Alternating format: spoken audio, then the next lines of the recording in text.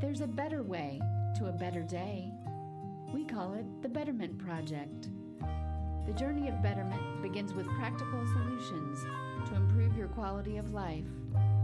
The future is bright when you decide to take small steps in the right direction. We will never reach perfection, but we can always obtain betterment. Hey everyone, this is Lakin, and I'm here again with my friend Anne, and today we are going to be talking about self-care. Self-care is a vital, important part of our lives and our well-being, and we're going to just talk about different things that we do to implement self-care into our lives.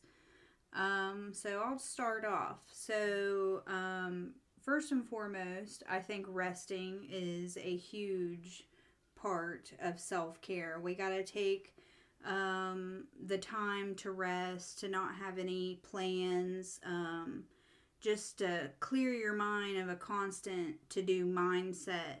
It's vital to our well-being. I feel like I am just constantly on the go, or my mind is reeling with things. So taking the time out to actually sit and rest and relax, and just have that time to reboot. And how much time do you spend, do you devote to resting? Well, I used to devote none. And then I would come to a complete burnout and just have a meltdown. And you're forced to rest. I was forced to rest. So I realized that resting is essential. So I try to have one full day of rest a week. Where I do not do anything. I don't make any type of plans. I just relax, which that could include just taking a hot shower, snuggling up to a good show or podcast, something that doesn't require thought and self-reflection is relaxing to me. Yeah. So. You read a lot too, don't you? Yeah, I do a lot of reading, and that's also self-care for me. Would you consider that like something you do when you're quote-unquote resting? Like, is that a restful thing to you or not? No, I think that's separate from the resting. Okay. So, for me, the reading is a form of self-care in different ways. I read, God's Word, and I also read a lot of self-help books, but it gives me hope for every day, the things that I read. And the Word is filled with hope. It's filled with correction, guidance. I just read things that help me to be able to live a prosperous, good life. So you would say that's probably more of a spiritual aspect of self-care. Yeah, for me, it's more spiritual. Mm-hmm. Definitely. So, how much time do you devote to resting? Like, you say you take a whole day. Like, what does that day look like? That day looks like just doing nothing. I mean, I'll eat. I relax. I do something that doesn't require thinking. Right. That doesn't require, I gotta do this, gotta do that. Whether it's just watching a show or taking a nap, a hot shower, whatever that may be. Mm-hmm. But another form of self-care, I think, is relationships. Like, what do you mean?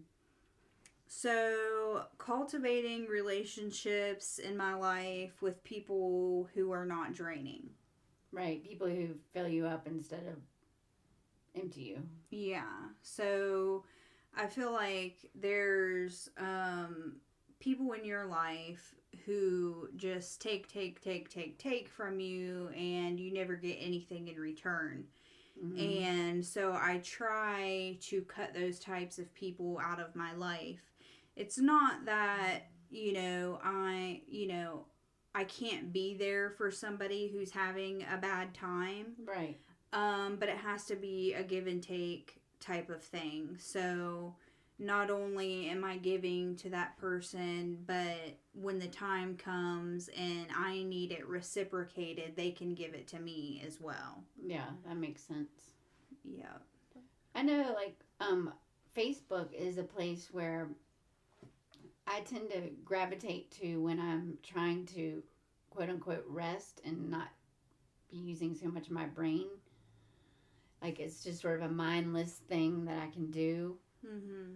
And, but a lot of times, some of my friends on there just post negative thing after negative thing after negative thing. And that's not a positive way for me to check out or rest my brain.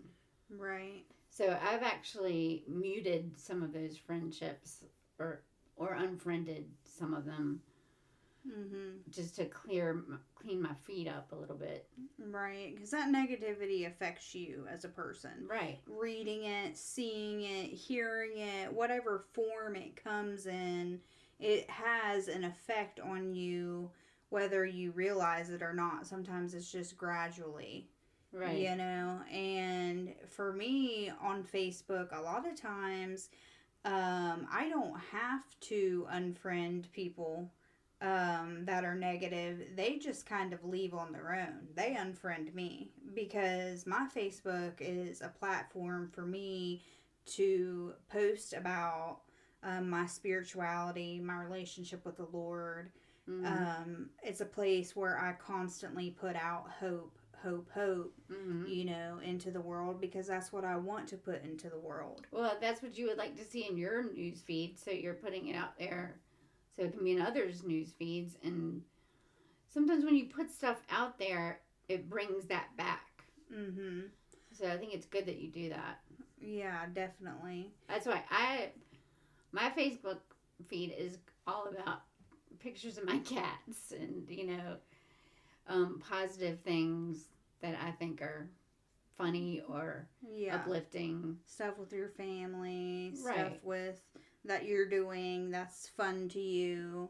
Yeah, or uplifting quotes or just happy things. Right. Because I feel like there needs to be more of that on Facebook and social media in general. Yeah, definitely. Especially because, we're just people who are constantly online. Everything is online right now. We're just our eyes are filled with all this social media stuff. So we have to be mindful about what we're looking at, what we're reading, what we're watching. Because all those things I feel like can affect us. Yeah, they all seep into our psyche. Yeah. They sort of bleed into who we are becoming. Right. And that's why I know a lot of people will take a break from social media because, they find themselves sort of climb down a wormhole into Facebook or Instagram or whatever. They just scroll, and then 2 hours have gone by. Mm-hmm. And then, their whole life is just flashing before their eyes because they're on social media too much. Yeah, definitely. So people oftentimes, I might see a post from time to time saying, all right, I'm taking a break from Facebook. I'll see you guys in a month. That's self-care. Yeah, I think it is. That's self-care for sure. I think it's smart. Yeah, it is smart to take breaks from that from time to time, definitely. Yeah. Another thing that I do for self-care is meditation. Mm-hmm. So my meditation is very spiritual based.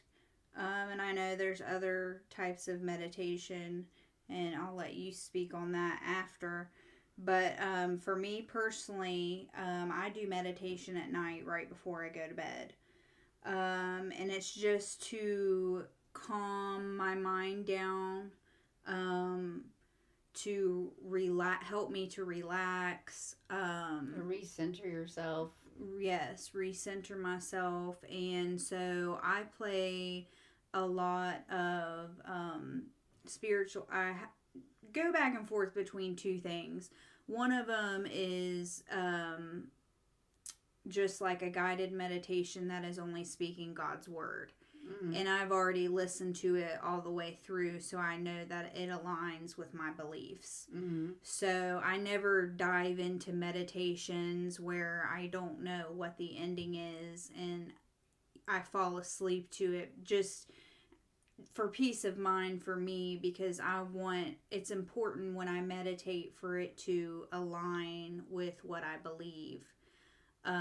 So I'll either listen to just scriptures that are replaying with some soft music in the background, just promises and hope of God's word, and I'll fall asleep to that. And another thing that's kind of different is I actually listen to the shofar. Oh, the shofar. Yeah, so if you haven't heard about the shofar was It's like an instrument, right? Yeah, it's a ram's horn. Okay. And it was used in Israel for a bunch of different things. They would sound the shofar for sounds of warfare, sounds of victory. There were different types of ways that they would blow it. Like different songs, kind of? It's kind of like I can show you if you'd like to hear Yeah, it. I'd love to hear an example of that. Yeah, so I play the 2 hours nonstop, powerful shofar heavenly call of victory. So when I fall asleep, when I hear this shofar blowing, I am thinking of victory. Like I'm going to have victory in my life. Victorious things are coming in my life. So that's nice. Here's a little sample of it. Okay.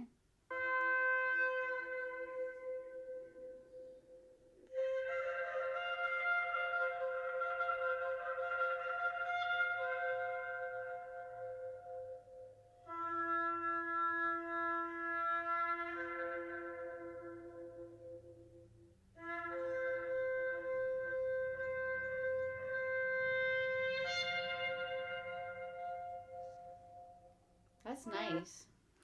Yeah. I can see how you could really fall asleep good to that. Yeah, and I mean, you can turn it down low so it's not like a loud, right? You know. But it's like a peaceful sound.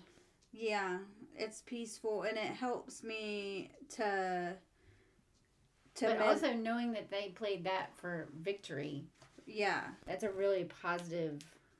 So as I'm laying there listening to it, I'm constantly thinking of the victory I'm going to have in my life over situations and things, and it gives me peace. Right. Things that you're struggling with. And yeah. Helps you, because I don't know about you, but when it comes to bedtime, my mind wants to go a million miles a minute. Definitely. So I feel like meditation at night is vital for me. Yeah, I can't go to sleep without listening to something meditative. I just can't. My mind just squirrel cages on some negativity, just doesn't stop. Right. We got to train ourselves, set ourselves, and I think meditating helps to do that. What kind of meditation do you do? A lot of guided meditations, different ones, like they're different themed meditations. Like some are just for straight relaxation. They might be talking about you're walking on the beach and you're feeling the sun baking your skin, and you're hearing the sound of the waves lapping on the shore and the sound of the seagulls flying by or whatever. And so you're just laying there picturing that in your mind's eye as they're speaking that. Right, and it gives you a focus to Right. take your mind off of the stuff that you're just fretting over. Right. But then they have different ones, like I was saying, there are different themes. Like that would be for relaxation. You might have one for financial mindset. You might have one for healthy relationships, just different themes. Mm-hmm. Those are Positive good. affirmations. Yeah, That's positive affirmation ones. yeah, I've done those before too. Like you go to bed and it's speaking positive things about your identity, who you are, you know, And what you want out of life. what you want out of life, different things like that. Is a much better thing to fall asleep thinking about than oftentimes the things that you're thinking about. What you did 10 years ago. Right. What happened in high school that one time. It's Right. like, Things who that cares? have no bearing on your life whatsoever, but for some reason you can't stop fixating on them at 3 in the morning. Yeah. So I think meditation is very good for that. And I think that, you know, if we don't take the time out to meditate, you know, we lose that self-awareness too, because I think meditating is being, you know, more self-aware. um It sort of also makes me think of mindfulness. Like meditation and mindfulness sort of go together. I think you know, when I think of mindfulness, I just think of being mindful of my thoughts and the way I'm thinking. Right. I think of doing things on purpose. I also think about like being in the now. Right. You know, I feel like most of the times we're either reflecting on the past or projecting into the future, but living in the now seems to be such a difficult thing for some reason. Right. I feel like that's a big mindfulness thing. Right. That's very true. We can't control what happened yesterday and we can't control what happens tomorrow, but we can live where we're at right now Exactly. and be okay with that. Right. Even if it's a hard situation, there's so many things to be grateful for. Yeah. Physical self care, you know, like about eating healthy, which is something I'm not very good at all. I'll go ahead and admit that. Drinking lots of water, that's something that you sort of don't really think about, but it makes a big difference. Right. Because I had a huge problem with soda. Really, Yeah. I can totally relate to that. I would keep literal cases of soda under my bed. I was scared to run out of soda. I hated the taste of water. I used to tell myself, I hate water. I don't like water. That's not good. and so I realized all these negative effects that this soda drinking was having on me, and I started telling myself, I like water. Water tastes really good. And just doing little things like that, slowly cutting back the soda. Do you know that I actually did a meditation to stop drinking soda? And it worked. Wow, that's pretty cool. Yeah, meditation can work for a lot of things. I tend to use, when I want to stop doing something, you know, that's bad for me, I speak it. I speak it out loud. Like, for example. Like with the soda, like, or the water. I said, I like water.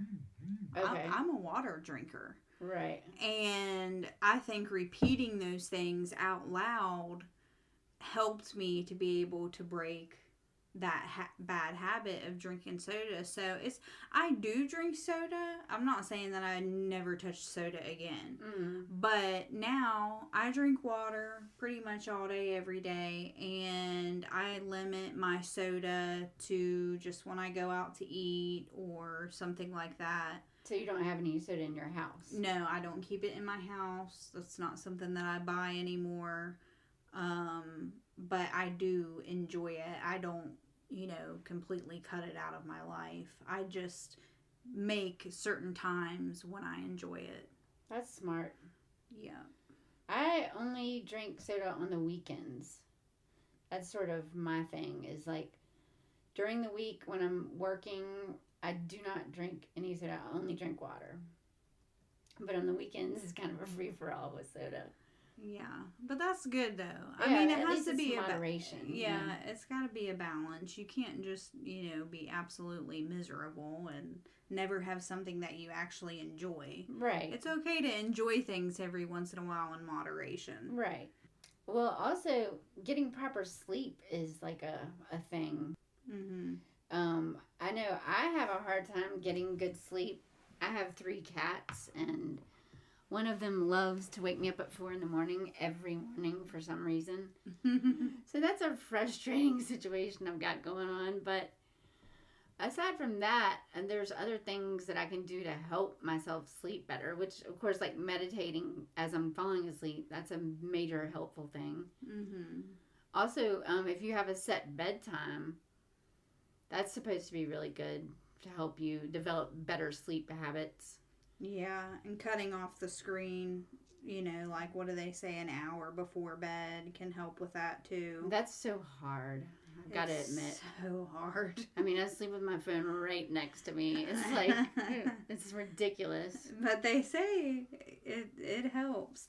I use blackout curtains. That's a really good thing. Yeah, I have to, in order for me to have like the ultimate sleep, it has to be pitch black. Yeah, I've seen a study about that. Yeah. They were even saying you shouldn't even have like an alarm clock. Like, you shouldn't even have any type of light at all in your room. Right. Like an alarm clock, Mm-hmm. there's light coming from that. Mm-hmm. Like even light pouring in from under your door. Mm-hmm. All of it supposedly affects how you sleep. Yeah, I believe it. Unfortunately, I have not done like you. I don't do the blackout thing. Oh, I've mastered the cave situation. That's nice. Yeah, it's nice. And a fan. Gotta have the fan on. I'm a fan person. Like the fan for the air or for the sound? For the sound. Okay. I don't point, the fan towards me, but I have to have that sort of like white noise. Yeah. Yeah. Well, I have a problem with, I watch TV and I usually fall asleep to the TV. And then I'll wake up at like 1 in the morning and the TV's on. And I'll turn it off and then I'll turn on a meditation. Yeah. But what I need to do is say, okay, it's 11 o'clock. I'm turning off the TV. I'm turning on my meditation and I'm going to bed.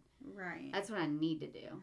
Right. And this is just all practice. We're just practicing self-care. Yeah. Because self-care is hard because we're not used to, I think most people are not used to putting themselves first. That's a good point. We're not used to putting ourselves first, and the job that I do is, makes me want to think about others first. Mm-hmm. And even aside from my job, just I think my personality type makes me want to put everybody before me. Right. And it can destroy you if you're constantly putting people before you and not taking time aside for yourself to care for yourself in different ways. Yeah. And, whether it's, self-care for me is trying to obtain betterment and trying to find a balance with that of not just constantly working on myself, but taking the time to rest and say, okay, I did that. It's okay. Now I can rest. Another thing that we had talked about at one point was decluttering. Mm-hmm. Yeah. And I think decluttering also can help, it's self-care because it can lessen the chaos that you have in your life. Yeah, that's a really good point. Just your environment really does affect you. And if you can create a peaceful environment, that goes a long way for your own peace. Right. So I created a filing system because I had a huge problem with papers everywhere. My bills everywhere. Important papers I needed, things that I wrote down, passwords that I needed, just a bunch of random stuff. So I created a literal filing system for this paper problem that I had. Okay, so you're like an organizing. Yeah, so this goes into organizing. So I, put into different folders. These are my bills. This is for my car stuff. This is for whatever. Mm-hmm. And so I can just go to those folders and pull out what I need. And I don't have a bunch of trash papers mixed in with important papers that I need. Right. And that helps to free up my mind, so my mind's not in constant chaos. Right, because we got enough stuff rolling around in our brains. We don't need to be trying to track down every little slip of paper. Right? Yeah, so that's a good idea. I try to be organized with my papers. Unfortunately, when it comes to me and organization and decluttering, I'm not very good at putting things back. Like, I'm good at creating, like, I'll rearrange a room to motivate myself to declutter the room, because decluttering is not something that I enjoy doing. But I love to rearrange a room, and that leads into decluttering. So then I'll declutter, and as I'm decluttering, then I'm organizing. Mm-hmm. But my problem is I don't put things where they're supposed to go, Like once you're done. Right. So you've got everything organized, and then you don't maintain it Exactly. until the next time you got to reorganize and declutter it. Right. Like 2 months later, I'm like, oh man, that room is a disaster again. I got to declutter it again. So I got to rearrange it again so I can motivate myself to do it. Right. So it's all about maintaining it once you do it. And that's really hard. I do the same thing. I'm the same way. I got to make sure it's about being purposeful. Yeah. About putting things back where they belong. And I think that just takes time, just takes practice. Habits. It's all about habits. Seems like, coming back to last week's podcast. Yep, definitely. It seems to me like self-care is a crucial part to handling stress and just about staying healthy in general. Mm-hmm. And it's committing to betterment, to bettering yourself. Being open to growing and changing and learning is good self-care. Yeah. So I feel like we gave some pretty good examples of the way we do self-care. Yeah, and I think, you can tailor that and make it your own. So those were our examples, and we're going to be talking about a new topic hopefully next week, but thank you for listening, and we hope you enjoyed this podcast.